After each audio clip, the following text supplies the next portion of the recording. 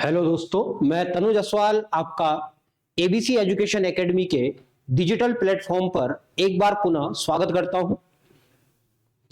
आज जो हमारी प्रश्न सीरीज है उसको आगे कंटिन्यू करते हैं। आज से हमने प्रश्न सीरीज को थोड़ा सा इसमें चेंज किए हैं, वो चेंजेस मैं पहले बता देता हूं। पहला जो चेंज है वो है कि आज से प्रश्न की जो सीरीज आएगी वह 40 प्रश्न के स्थान पर 20 प्रश्नों की होगी, यानी कि हम 20 प्रश्न का ही डिस्कशन रोज करेंगे। पहली दूसरी जो सूचना है वह है आज से जो प्रश्न आएंगे वो विषयवार आएंगे। विषयवार मतलब आज जो पहली सीरीज आएगी वह इसमें इतिहास की होगी, यानी कि अब क्वेश्चन का जो फॉर्मेट होगा मिक्स फॉर्मेट ना होकर के क्या होगा, विषयवार होगा। तो आज हम पहली बार 20 इतिहास के महत्वपूर्ण जो कि पुरातात्विक इतिहास से संबंधित है ऐसे प्रश्न आएंगे। तो ये प्रश्न श्रृंखला शुरू करते हैं।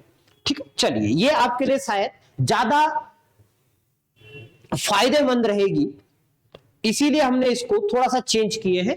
और परिवर्तन ही प्रकृति का नियम होता है। तो आइए इस नए परिवर्तन के साथ चलते हैं पहले प्रश्न की ओर।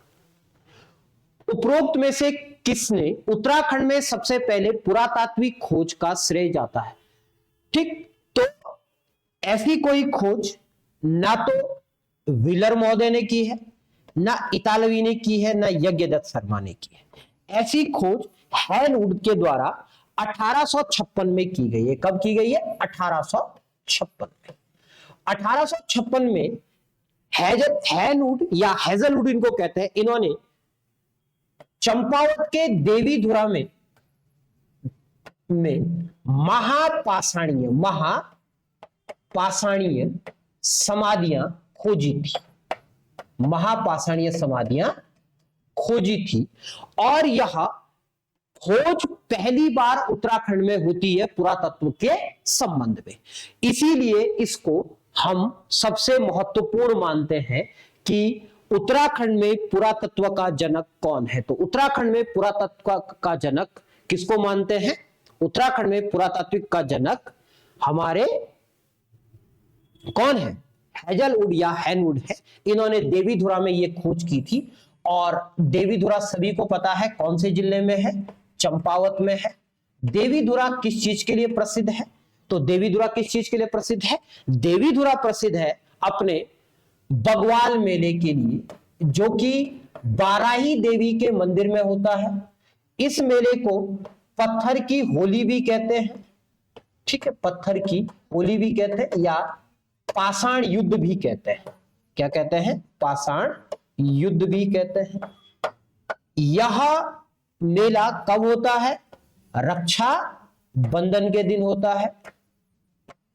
ठीक है, रक्षाबंधन के दिन होता है। इसमें लोग एक दूसरे को क्या फेंकते हैं? पत्थर मारते हैं। तो हेजलवुड को या हैनवुड को उत्तराखंड में क्या कहते हैं? पुरातत्व का जनक कहते हैं। चलिए अगले प्रश्न की ओर बढ़ते हैं। उत्तराखंड के किस स्थान से महासम संस्कृति की आकृतियां प्राप्त हुई है?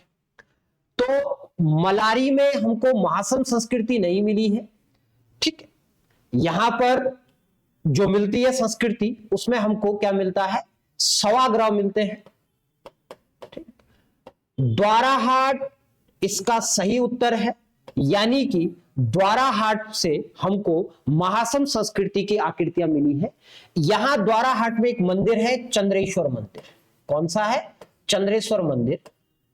और इस चंद्रेश्वर मंदिर में 12 समांतर रेखाओं में 12 समांतर रेखाओं में क्या मिले हैं?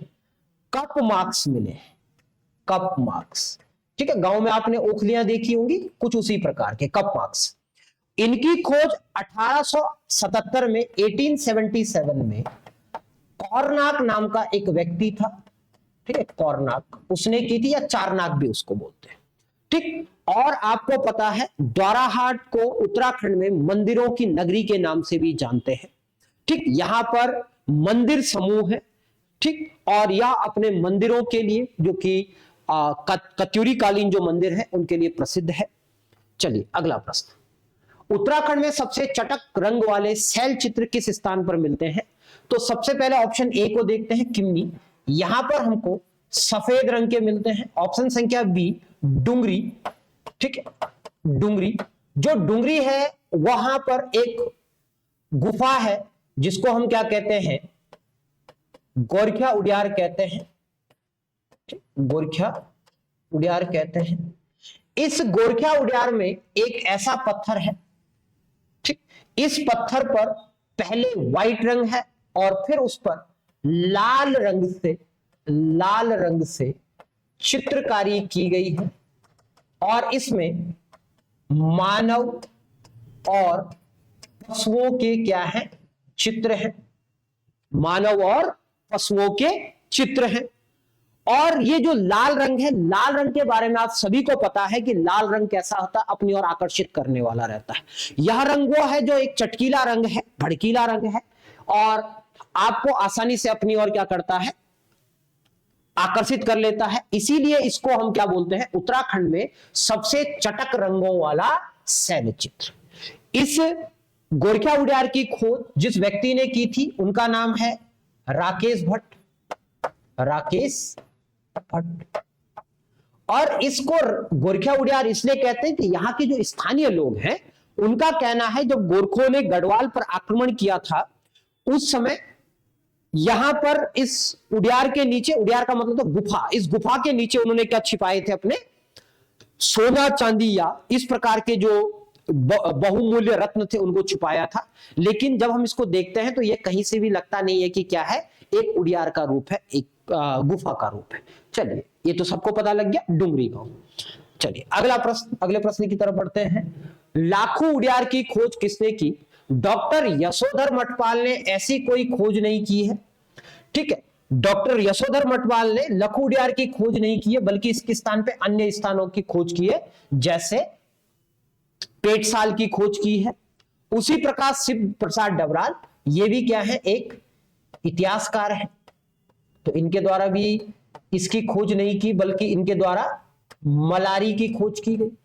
अजय रावत ने ऐसी कोई खोज नहीं की है, इन्होंने उत्तराखंड का राजनीतिक इतिहास पुस्तक लिखी है। ऑप्शन संख्या डी महेश्वर प्रसाद जोशी, इनको आम भाषा में एमपी जोशी भी कहते हैं। अधिकतर लोग आप में से इनको एमपी जोशी के नाम से जानते होंगे शॉर्ट में। 1968 में एमपी जोशी के द्वारा लाखू उडियार की खोज की गई थी। लाखू उडियार अल्मोड़ा जिले में एक स्थान पड़ता है दल बैंड, और दल बैंड के पास यह पाया जाता है, या ये है। और ये जो लखू उडियार है इसकी विशेषता क्या है कि यह उत्तराखंड का सबसे सुलभ शैल चित्र है। यहां आप आसानी से पहुंच सकते हो, रोड है, रोड से थोड़ा सा नीचे कूदे और आप पहुंच गए।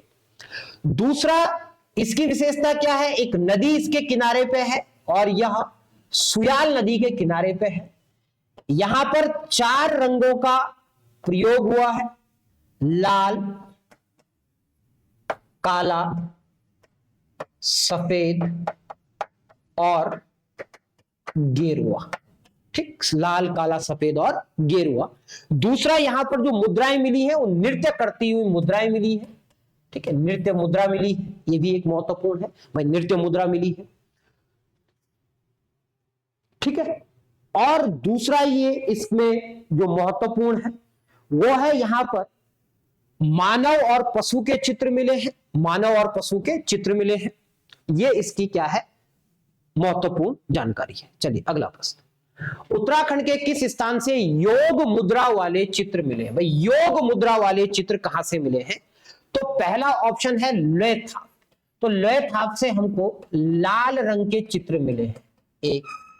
दूसरा है हुडोली, हुडोली से मिले हैं नीले रंग के शैल चित्र। अब ऑप्शन संख्या सी फल सीमा, फल सीमा से हमको योग मुद्रा के चित्र मिले हैं, और फल सीमा भी कहां है, अल्मोड़ा में। आपको इतने याद रखने, भाई कहां पर है, अल्मोड़ा में। लोयथाप, फल सीमा और पेटसाल तीनों ही अल्मोड़ा में है, जबकि जो हुडोली है वो कहां है, उत्तरकाशी जनपद में है। उत्तरकाशी जनपद का जो पुरोला है उसमें है, कमल नदी के तट पर। चलिए अगला प्रश्न, उत्तराखंड में ताम्र उपकरण कहां से मिले हैं? तो खुटानी नाला, काला माटी, फल सीमा या बहादुराबाद। तो खुटानी नाला, काला माटी, फल सीमा, इन तीनों जगह से नहीं मिले हैं हमको, ये मिले हैं बहादुराबाद। और बहादुराबाद कहां है? हरिद्वार में।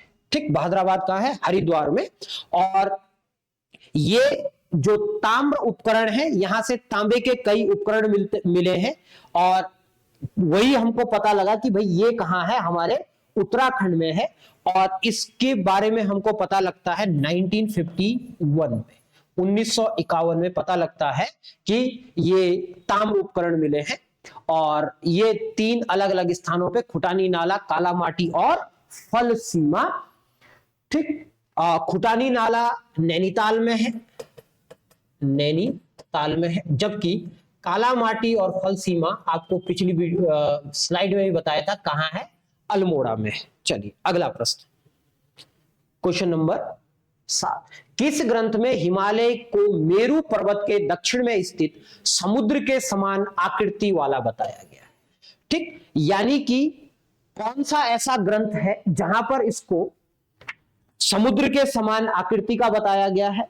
तो क्या स्कंद पुराण में इसका उल्लेख है? नहीं है, क्योंकि स्कंद पुराण में क्या बोला गया है? इसको मानस खंड, मानस खंड और केदार खंड। ठीक है, केदार खंड, यानी कि गढ़वाल के लिए केदार खंड और कुमाऊं के लिए मानस खंड। महाभारत में इसके लिए कई नाम है, जैसे उत्तर कुरु शब्द का प्रयोग किया गया है। मार्कंडेय पुराण, हमारे पास 18 पुराण है, 18 पुराणों में से एक पुराण कौन सी है? मार्कंडेय पुराण है। उस मार्कंडेय पुराण में उत्तराखंड के लिए कहा गया है कि यह हिमालय को क्या बोला गया है? कि मेरू पर्वत के दक्षिण में स्थित समुद्र के समान आकृति वाला। तो मार्कंडेय पुराण में इसको बताया गया। चलिए अगला प्रश्न, निम्न में से कालिदास की किस रचना में उत्तराखंड का वर्णन नहीं मिलता है? चलिए, अब 4 पुस्तकें, रघुवंश, कुमार संभव, मेघदूत और ऋतुसंहार। पहले आते हैं ऑप्शन संख्या ए में रघुवंश। जो रघुवंश नामक जो पुस्तक है, इस रघुवंश पुस्तक में कालिदास ने एक राजा है रघु, उनके बारे में लिखा है कि उनका युद्ध हिमालय के लोगों के साथ होता है। तो यानी कि कुल मिला के बात क्या है कि भाई इसमें तो उत्तराखंड का क्या मिलता है? वर्णन मिलता है। ठीक, कुमार संभव नाम की जो इनकी पुस्तक है, इसके 14 श्लोक हैं जिनमें उत्तराखंड का वर्णन मिलता है। मेघदूत में हमको उत्तराखंड का वर्णन मिलता है, या उत्तराखंड के एक स्थान है बद्रीनाथ से आगे, अलकापुरी। तो 3 पुस्तकों में तो हमने उत्तराखंड के बारे में जानकारी ले ली। अब पुस्तक जो चौथी है ऋतुसंहार, इसमें या इस रचना में हमको उत्तराखंड का वर्णन नहीं मिलता है। इसके अलावा कालिदास की एक कीर्ति, महान कीर्ति है, जिसको हम क्या कहते हैं? अभिज्ञान शाकुंतलम, अभिज्ञान शाकुंतलम। इसमें इन्होंने कर्ण नगरी, यानी कि वर्तमान का जो कोटद्वार है उसकी, वहां पर एक नदी है मालिनी नदी, उसका वर्णन किया है। और अभिज्ञान शाकुंतलम में कालिदास जी ने लिखा है कि माली नदी के तट पर कण्वाश्रम था, वहां पर राजा दुष्यंत और रानी शकुंतला की प्रेम कहानी है। और यहीं पर राजा भरत का जन्म होता है, जिनके नाम पे उत्तराखंड को, भारत को नाम रखा गया है, भारत नाम पड़ता है। ठीक है, और यहीं से अभिज्ञान शाकुंतलम नाम की एक महान कीर्ति निकलती है। चलिए अगला प्रश्न, प्रश्न संख्या 9। ब्राह्मण ग्रंथ में किस स्थान का नाम आया? निम्न में से कौन सा ऐसा स्थान है जिसका वर्णन ब्राह्मण ग्रंथों में मिलता है? ठीक, तो ब्राह्मण ग्रंथों में हमको जिस स्थान का नाम मिलता है वह है हमारा कौन सा? बद्रीनाथ। तो बद्रीनाथ का वर्णन हमको ब्राह्मण ग्रंथों में मिलता है। ठीक, तो ब्राह्मण ग्रंथों में बद्रीनाथ के बारे में जानकारी मिलती है, तो ऑप्शन यही आएगा। ब्राह्मण ग्रंथों में किसकी बारे में जानकारी मिलती है? तो ब्राह्मण ग्रंथों में बद्रीनाथ धाम की जानकारी मिलती है। चलिए अगला प्रश्न, उत्तर कुरु का वर्णन किस ग्रंथ में मिलता है? तो 4 हम ऑप्शन दिए गए हैं कि हमको कहां पर उत्तरी कुरु का वर्णन मिलता है। तो उत्तरी कुरु का वर्णन हमको कहां पर मिलता है? तो ऑप्शन संख्या 1 कौशिकी ब्राह्मण ग्रंथ में हमको एक चीज मिलती है कि उत्तराखंड में वाक देवी का निवास स्थान है। किसका है? वाक देवी का निवास स्थान। ऐत्रेय ब्राह्मण ग्रंथ में उत्तर कुरु शब्द मिलता है। उत्तर कुरु का वर्णन यानी कि उत्तराखंड का वर्णन है। स्कंद पुराण में सबको पता है उत्तराखंड के लिए क्या बोला गया है? गढ़वाल के लिए केदारखंड और कुमाऊं के लिए मानसखंड। कुमाऊं के लिए क्या है? मानसखंड। ये हो गया। चलिए अगला प्रश्न, प्रश्न संख्या 11। पांडवों की यात्रा के विवरण में कुमाऊं और गढ़वाल के लिए किन शब्दों का प्रयोग किया गया है?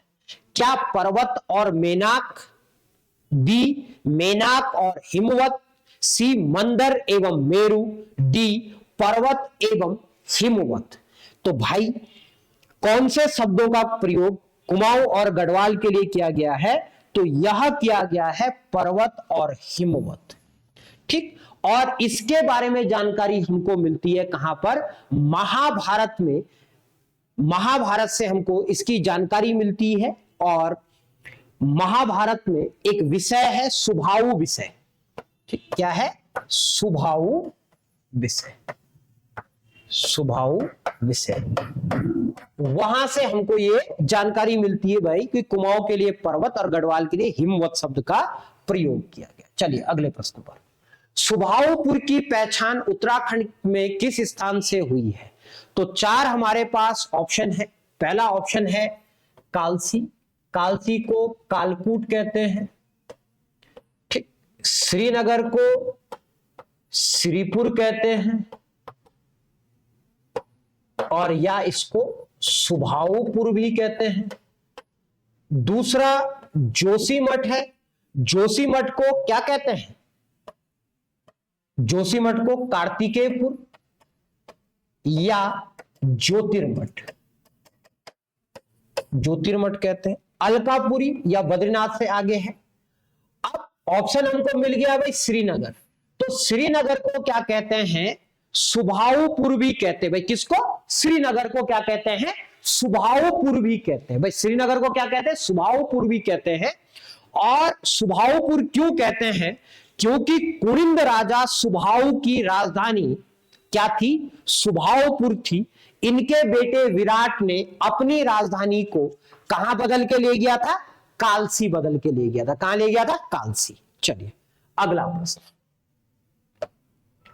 महाभारत के युद्ध में दुर्योधन के पक्षधर कौन थे? तो टंगन, रामट, खस या पर्वतिया। निम्नलिखित में से उत्तराखंड में कौन सी ऐसी जाति थी जिसने दुर्योधन का पक्ष महाभारत के युद्ध में लिया था? तो ऐसी हमारे पास है पर्वतिया। कौन सी है? पर्वतिया। तो पर्वतिया जो जाति रहती थी यहां पर, उसने दुर्योधन का पक्ष लिया था। किसमें? महाभारत के युद्ध में। ठीक, तो महाभारत के युद्ध में इन्होंने किसका लिया था? इसका साथ लिया था। ठीक, और ये टंगन, रामट, खस और एक है जागुड़ जनजाति। इन्होंने क्या किया था कि जब राजा युधिष्ठिर ने राजसूय यज्ञ किया था, राजसूय यज्ञ किया था, उसमें इन जातियों ने यहां से मधु, गंगाजल, मधु यानी कि शहद, गंगाजल, जड़ी बूटियां, खटांग, ठीक, और ऐसे बहुमूल्य चीजें भेजी थी जिनका प्रयोग कहां पर होता है? यज्ञ को करने में किया जाता है। ठीक, तो टंगन, रामट, खस, जागुड़ जातियां वह थी जिन्होंने युधिष्ठिर के, ठीक है, किसके? युधिष्ठिर के राजसूय यज्ञ में, युधिष्ठिर के राजसु यज्ञ में क्या दिए थे? मधु, गंगा जल, जड़ी बूटियां, फटांग, इस प्रकार की क्या दी थी? जड़ी बूटियां दी थी, जिनका प्रयोग यज्ञ में होता है। और जबकि महाभारत के युद्ध में दुर्योधन का साथ कौन देता? पर्वतीय जाति देती भाई, तो ये याद रखना। चलिए अगला प्रश्न, अगले प्रश्न की तरफ बढ़ते हैं। 7वीं शताब्दी के मध्य हिमालय में कौन सा जनपद नहीं था?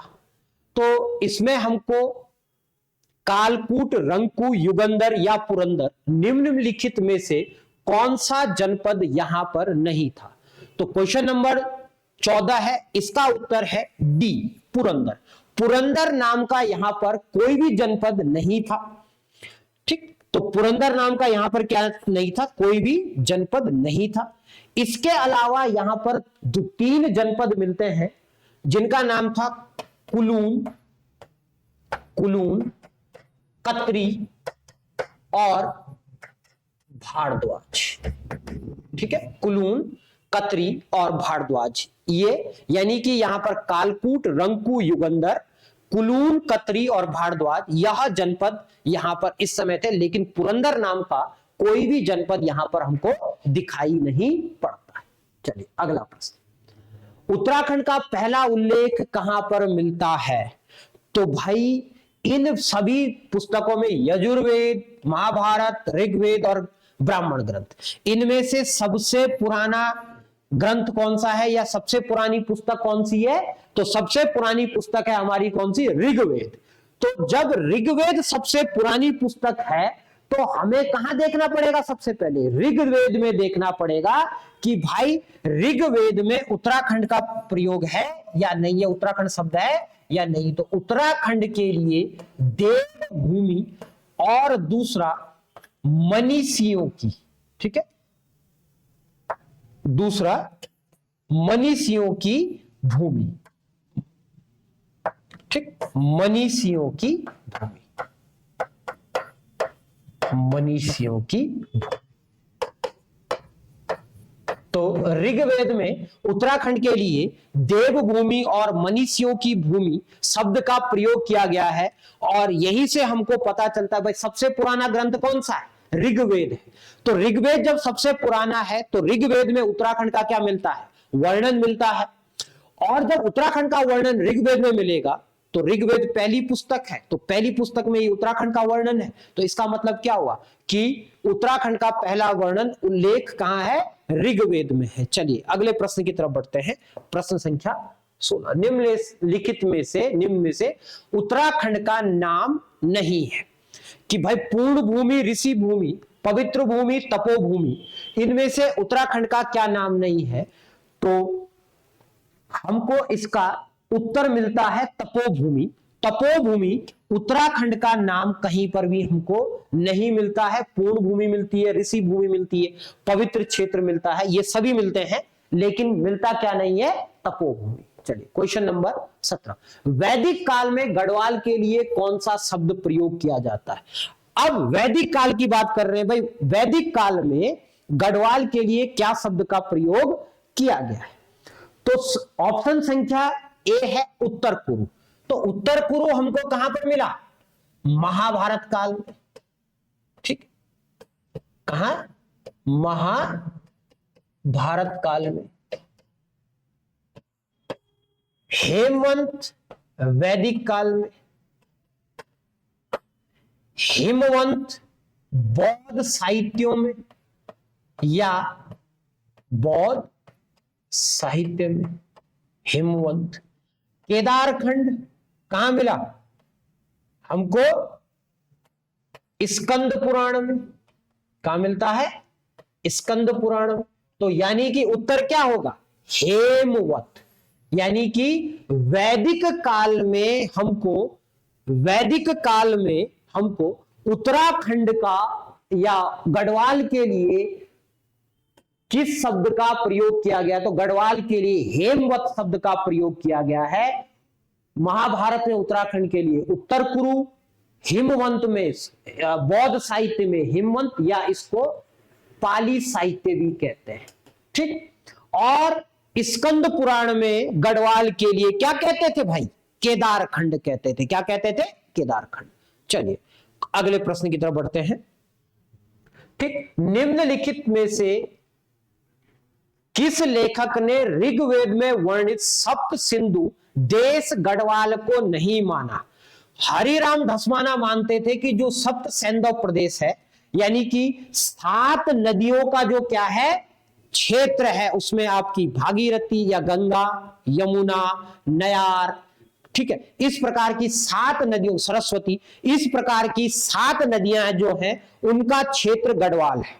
और उत्तराखंड में इन सप्त सिंधु प्रदेश को माना गया है।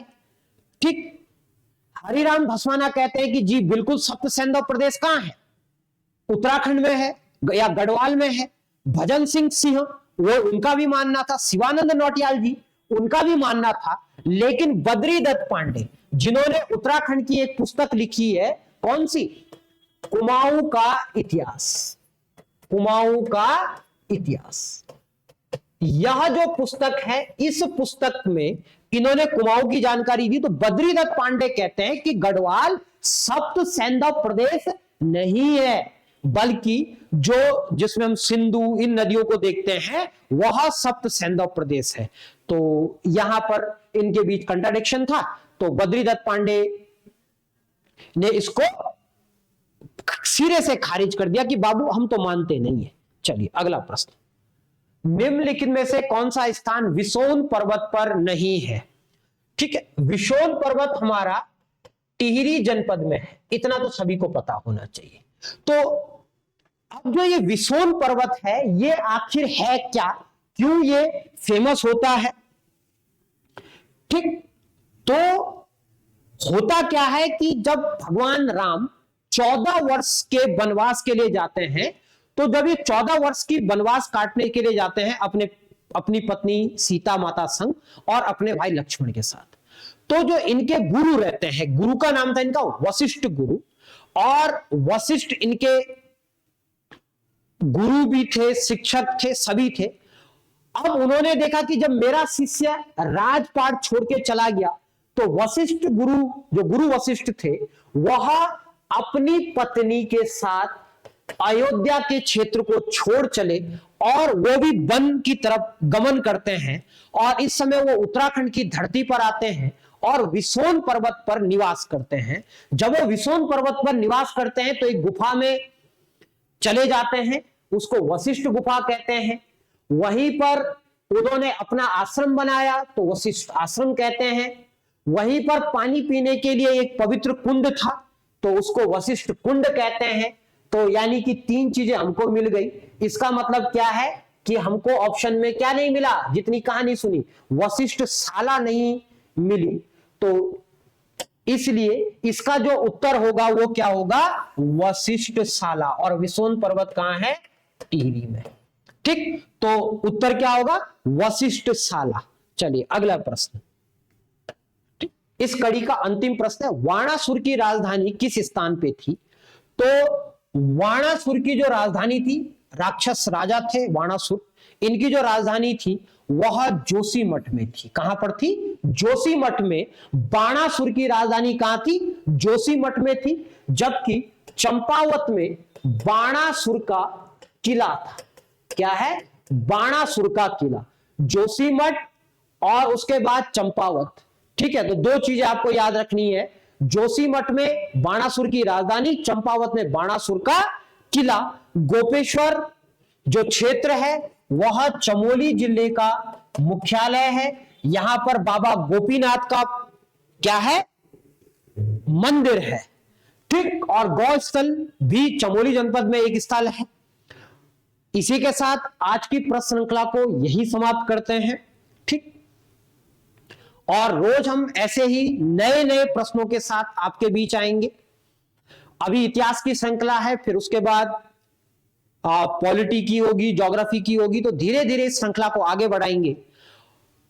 और आप लोगों से एक बार पुनः कि हमारे चैनल को एबीसी एजुकेशन का जो डिजिटल प्लेटफॉर्म है, जो हमारा एबीसी एजुकेशन एकेडमी का जो यूट्यूब चैनल है, उसको आप शेयर, लाइक और उस पर कमेंट कीजिए, ताकि हम आपको रोज नई वीडियो दे सकें।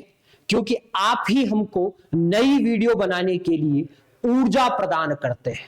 ठीक, और ये जो ऊर्जा है यही आपकी सफलता की सारथी है।